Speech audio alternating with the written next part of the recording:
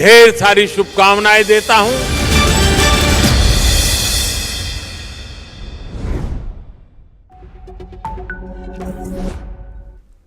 Hello and welcome, I'm Joshua Barnes and you're watching NewsX World. Let's first take a look at our top stories. Russian President Vladimir Putin has pledged full support to India after speaking with Prime Minister Narendra Modi amid ongoing India-Pakistan tensions. Indian states will hold drills on the 7th of May for defence preparedness, while a UN Security Council meeting is to be held later. Israel's Security Cabinet has voted to expand the Gaza ground offensive, with officials saying the entire enclave could be seized. It comes after the Israeli military called up tens of thousands of reservists aiming to bring home the remaining hostages held by Hamas. Yemen's Houthi rebels have announced a campaign to target Israeli airports in response to Israel's expanding operations in Gaza. Meanwhile, the US and the UK have launched a joint airstrike operation, reportedly injuring 15 people. As Ukrainian President Volodymyr Zelensky says a ceasefire is possible at any time, but only with increased pressure on Russia from world leaders. US President Donald Trump says talks over a ceasefire are going well amid proposals from both sides. US President Donald Trump has announced a plan to impose a 100% tariff on all foreign films, blaming overseas competition for Hollywood's very fast death. Trump ordered the tariff to be implemented immediately. Jury selection for musician Sean Diddy Combs' trial begins today in New York. The music mogul faces charges of sex trafficking and prostitution, which he denies. Diddy could face life in prison if found guilty. US President Donald Trump says he is considering Stephen Miller for the position of National Security Advisor. The Deputy Chief of Staff would replace Mike Waltz, who was removed by Trump, though Trump says he is in no hurry to fill the role. Iran says it remains committed to diplomacy with the US on nuclear talks, despite the postponement of a fourth discussion in Rome. Tehran stresses it has shown good faith through multiple rounds of negotiations and is ready to continue. We start this hour as US President Donald Trump has announced a dramatic new move to support the American film industry. Trump has announced a 100% tariff on all foreign-produced movies entering the US. In a post online, Trump called the move a response to what he described as a national security threat, blaming other countries for luring film production away with attractive incentives.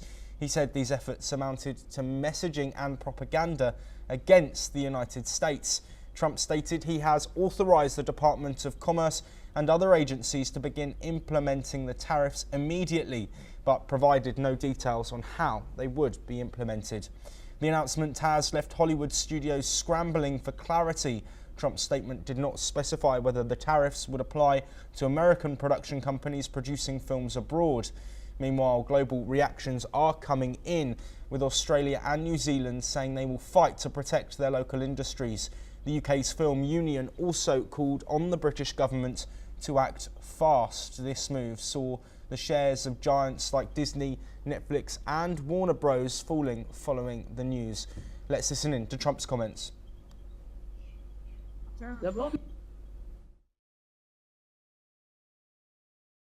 Tariffs, what they've done is other nations have been stealing the movies, the movie-making capabilities from the United States.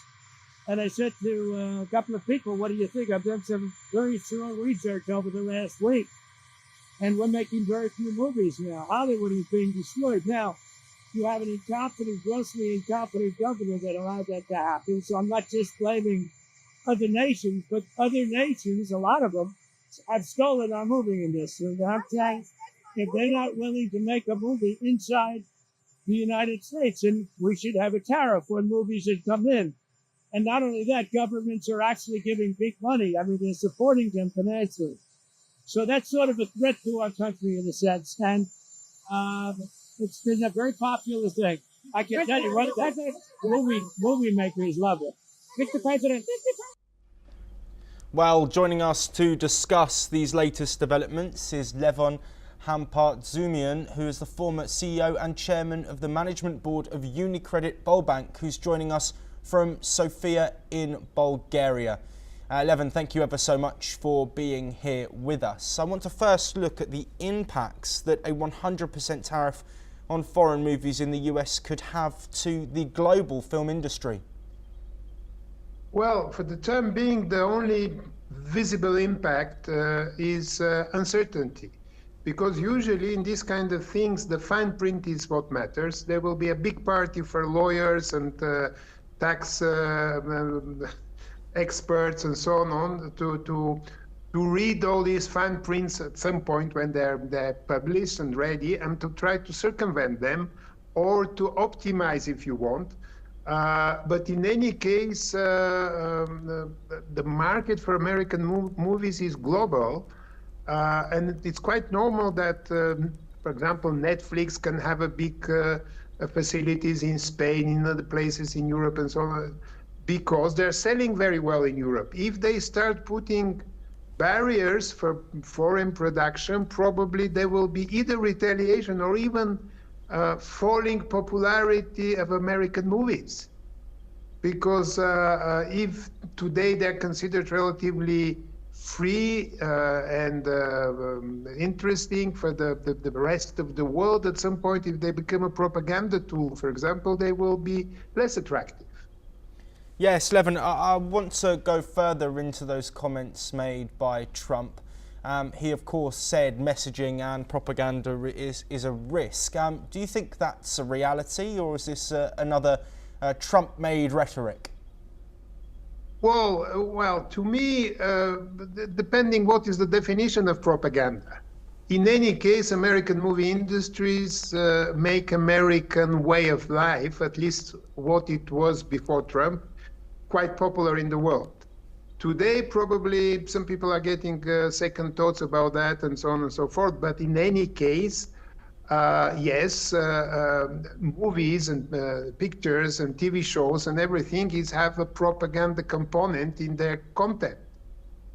Yes, Levon, I want to look now at the impact on global markets. We've seen shares drop for Disney, Netflix, Warner Brothers. What will their response be? And how do you think this will work for streaming platforms who might not necessarily be located outside of the United States, but have seen their shares be impacted? The streaming platforms, as of today, they have certain production bases in Europe already, distribution channels and all that. So but probably the capital will be still American, but they will try to avoid paying any additional tariff or any fees or whatever it's necessary. To me, probably it's a little bit too late to impose this kind of restrictions or tariffs for US, because if you look at the history, before, let's say in the mid-20th century, there were similar facilities like Cinecittà in Italy or the German BEPFA and so on, which are non-existent today. Yes. So probably Hollywood will become something from the past, and they will be still American capital involved in content creation, but locations can vary. What is produced for America will stay in America in order to not to pay anything.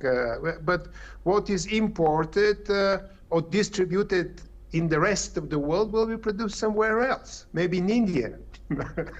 Yes, Levon, absolutely. I want to finish off by discussing the market share that America has. We were showing a graphic earlier, and hopefully we'll get that back on screen, showing the size of these film markets in countries like New Zealand, Australia, the United Kingdom, and America is on top, vastly on top, showing the size of their film market in comparison. Do you think this was an action and a tariff that Trump needed to put into force given the superiority of Hollywood over its international rivals? Well, you have to ask him or his team, because to me, this is completely unnecessary in this point of time, because during the previous years, also with American support in a lot of European countries, like in Bulgaria, there were special laws for foreign movies, but which means almost 100% American movies, to be produced, incentives to be produced locally. Of course, for movie industry, this was a significant cost saving and all that. So bringing all this back to America can be technically possible within certain amount of time, but cost-wise, it will become much more expensive. Levin, thank you ever so much for joining us. We, of course, wait to see the implementation of this tariff and the impact on the international film market. But we move on now. Tensions are dangerously rising between India and Pakistan after a deadly terror attack in Kashmir's Pahalgam Valley that killed 26 people on April the 22nd. In a major move, India has suspended the Indus Water Treaty and is now expanding dam capacity in Jammu and Kashmir, halting the Chenab river flow. This marks a significant escalation in New Delhi's response. The move comes amid growing regional fallout. Pakistan has launched 2 missile tests in just 2 days, claiming they're part of operational readiness drills. India is ramping up its civil defence preparedness. The Union Home Ministry has directed several states to conduct mock drills on May the 7th following the deadly Pahalgam terror attack. The drills will include air raid sirens, blackout protocols, evacuation rehearsals and camouflage for key installations. Civilians and students will also be trained on survival strategies in the event of a hostile strike. Diplomatically, Pakistan is seeking Russia's mediation, but in a major development, Russian President Vladimir Putin has called Indian Prime Minister Narendra Modi, condemning the attack and offering full support to India's fight against terrorism. The Kremlin says the perpetrators must be brought to justice. Both leaders also discussed strengthening their strategic partnership, and Putin has been invited to India for the upcoming annual summit. In another regional move, Iran's Foreign Minister Abbas Araghchi has landed in Islamabad ahead of a visit to New Delhi. Tehran has offered to help to diffuse tensions between the two rivals. Amid the escalating crisis, the United Nations Security Council is holding an emergency session later to address the growing threat to regional peace.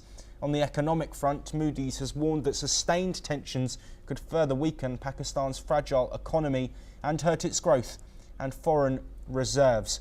Well, joining us to discuss these latest developments is Ambassador Mahesh Sachdev, who is a former diplomat. Ambassador Sachdev, thank you ever so much for joining us. Let's first briefly look at this phone call and conversation between Russian President Vladimir Putin and Indian Prime Minister Narendra Modi.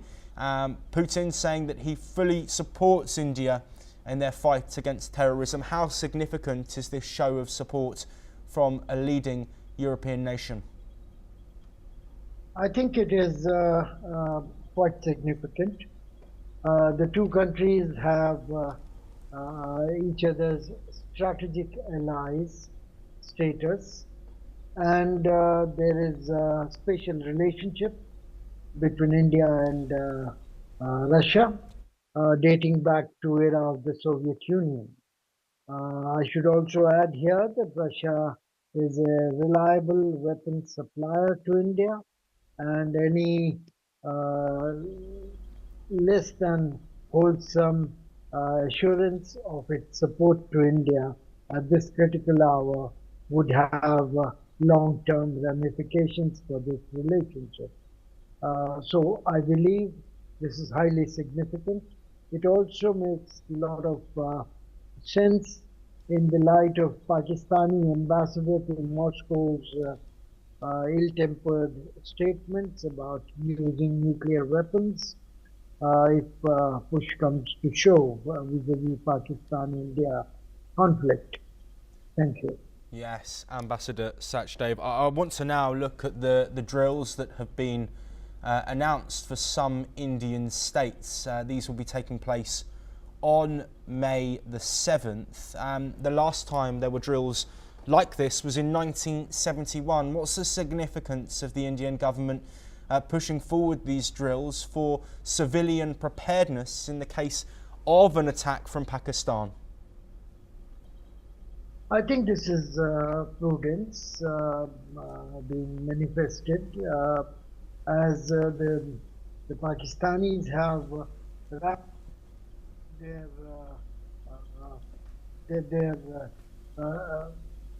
saber rattling and also invoking jihadi spirits and so on and so forth. So it's only prudent that India does not let its guard down. And as the Pakistani terrorists have not shown any discriminatory instincts between civilians and military targets, it's also wise for our citizenry to be made aware of the dangers that any potential conflict may pose. Yes, Ambassador Sachdev. I want to also look now at the strikes and the strike drills that have been taking place in Pakistan. The second practice drills for surface-to-surface missiles in 2 days. Looking at the escalation that we're seeing and the escalation in tensions, that is, how critical is it that preparedness is at the top of the priority list for Indians? It is. It is a balance between being fully prepared and not to be jingoistic or alarmistic and taking tit-for-tat action to everything that Pakistan does. I think there is a bout of coercive diplomacy that India has exercised through abeyance of Indus Water Treaty, through various other measures restricting Pakistani access and to Indian ports and airspace and rest of it. And these measures are designed to persuade Pakistan to see the reason and to alter its behavior in a manner that has not yet been witnessed. Now, I think that the path to de-escalation would lie with Pakistan agreeing to hand over people and hand over those who have either perpetrated the incidents of terror in India or have been sitting in their safe houses in Pakistan abetting such jihadis and motivated anti-Indian personnel.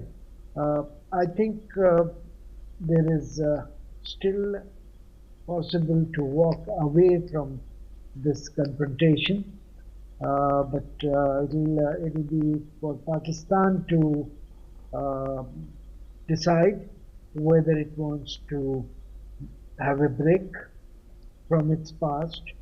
In 1999, at the height of the Kargil confrontation, the Pakistani Prime Minister rushed to Washington and sought United States President's intervention, which successfully diffused the crisis between India and Pakistan, but created a new crisis within Pakistan. Ambassador Sachdev, I'm really sorry to have to cut you off, but I do want to ask one final question before we run out of time on what you're saying there. Of course, the global community has condemned the terror attack in Pahalgam on the 22nd of April, but has also spoken about de-escalation. And we have this UN Security Council meeting taking place later today. What's the significance of global influence in these tensions, and how might that lead to de-escalation? I think the meeting that you're talking about is not the formal meeting of the Security Council. It's a closed-door consultation among its members. Significant here is the fact that Pakistan is a non-permanent member of the UN Security Council, while India is absent from the deliberations. But I think in that connection, the call by President Putin to Prime Minister Modi would be of high significance, as Russia is a veto-yielding permanent member of the UN Security Council. So I imagine there would be some words exchanged during the phone call about what India's expectations from Russia would be at the Security Council's informal closed-door meeting later today that you referred to. Ambassador Mahesh Sachdev, thank you ever so much for joining us. Of course, as the tensions continue to rise and diplomatic conversations take place, we can't forget that this started from the terror attack in Pahalgam, where 26 lives were lost, many tourists at close range. We will, of course, bring you all of those developments from the diplomatic talks as they come through. Moving on now, and Trump has said that he's considering naming Stephen Miller as the next National Security Advisor. Miller is Trump's Deputy Chief of Staff and a key voice in the administration. Trump said that Stephen sort of indirectly already has that job. He added that, and Miller is a very valued person in the administration. Let's listen to what President Trump said. Stephen Miller's at the top of the totem pole. I mean, I think he sort of indirectly already has that job. You understand? Because he has a lot to say about a lot of things. He's a very valued person in the administration, Stephen Miller. This move follows the ousting of Mike Waltz as the NSA. He was removed after mistakenly adding a journalist to a secure signal chat on military action in Yemen. Trump denied losing confidence in Waltz, saying that Waltz didn't resign and he just moved him. Waltz has now been nominated as the UN ambassador, while Secretary of State Marco Rubio takes on the duties temporarily. Here is what US President Trump said on Mike Waltz.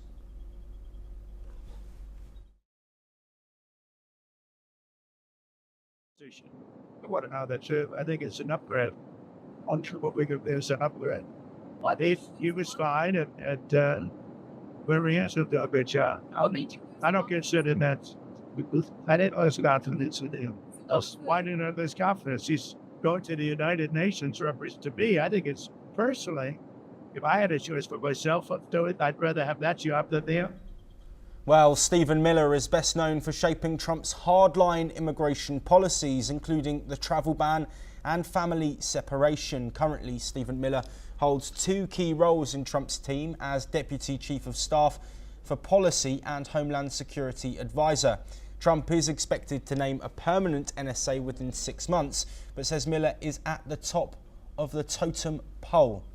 Well, joining us to discuss Trump's comments and the potential ramifications is Raymond Vickery, the former US Assistant Secretary of Commerce, who's joining us from Washington, D.C. Raymond, thank you as always for having you on.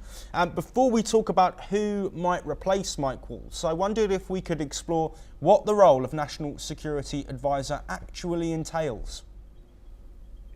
Well, thanks very much for having me, Joshua. The National Security Advisor is supposed to be a coordinator between various departments having to do with national security.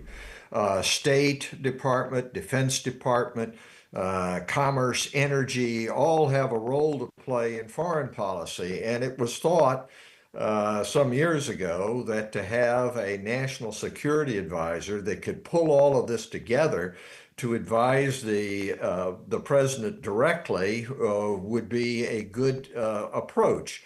And under other presidents, that has been successful to varying degrees. Other countries, such as India, have also taken a national security advisor approach, and it seems to be worthwhile. Unfortunately, what is happening here is that President Trump is basically his own national security advisor. He's not really interested in having a coordination of other views that may differ from his own. What he's interested in is having somebody who can be an enforcer, if you will, and follow the Trump line, whatever it may be. And in that regard, of course, Stephen Miller is at the top of his list. Because whether it be trying to portray the 2020 elections as having been fraudulent, whether it be separating children from their parents at the border to enforce, he has followed the worst instincts, if I might say so, of President Trump. And so he, as a national security advisor, really wouldn't be performing that role, but the president has already indicated that. What he's doing is taking the orders from the top, if you will, from President Trump on all sorts of nationalist approaches, whether it be military, economic, immigration, down the line, and trying to implement those and destroy the opponents of those who oppose those approaches. Yes, Raymond, we are unfortunately running shorter on time. But looking at the appointment, if it is made, what will Trump's opponents and the Democrats say if Stephen Miller is appointed as the NSA? And how will it further that work that Trump wants to do? Well, the advantage, of course, of the National Security Advisor is that he does not have to go before the Senate for approval, as opposed to the Secretary of State, Defense, and so forth. So the Democrats can oppose and say, yes, this is more of the same, and show it as extremism. But in the short run, they really don't have any leverage within the U.S. system to be able to oppose such an appointment. I do think that it would add to the narrative of a right-wing, far-right approach and will alienate key constituencies that have tended toward Trump. To double down on anti-immigration, really to double down on H-1B visas, which Miller has said ought to be reformed, and has talked about taking jobs from Americans. All of those things will be part of the narrative of the Democrats leading into 2026. So there's really two bulwarks against what is happening in the United States. One is the courts, and you've seen that. And the second is what happens in the midterm elections. So in that regard, it will be, if you will, helpful to the Democratic narrative. But in the short run, it's disastrous for the United States because it plays to the worst isolationist instincts of the president. And you can see just more of the same, whether it be in regard to Russia, Ukraine, whether it be in regard to Gaza. and really stepping back from a leadership role in solving problems like Pakistan, India. In the Kargil situation, the United States played a key role, but under Trump, Miller, and so forth, it basically has abdicated responsibility. Yes, Raymond, to bring an end to this discussion, we have a short amount of time, but this appointment, if it's made, will of course signal a move away from Mike Waltz following Signal Chat leak gate, which was happening in America. Do you think that Mike Waltz's removal has now been moved past? And do you think this, talking about this appointment, is Trump's way of saying we're moving past Signal Gate and looking forwards? Well, I think certainly it is. To try to portray what happened to Mike Waltz as an upgrade is fantasy. What happened, of course, is he's been kicked out. He's been sent up to New York. The Trump administration has no interest in international institutions, whether they be the United Nations, the IMF, defensive NATO alignments, and so forth. And so what it shows is that sort of the last remnants, if you will, of a traditional U.S. approach of working with allies, with being a leader of the free world is really out the window. There's no interest in being a leader of the free world. There's an interest in building Fortress America and isolationism.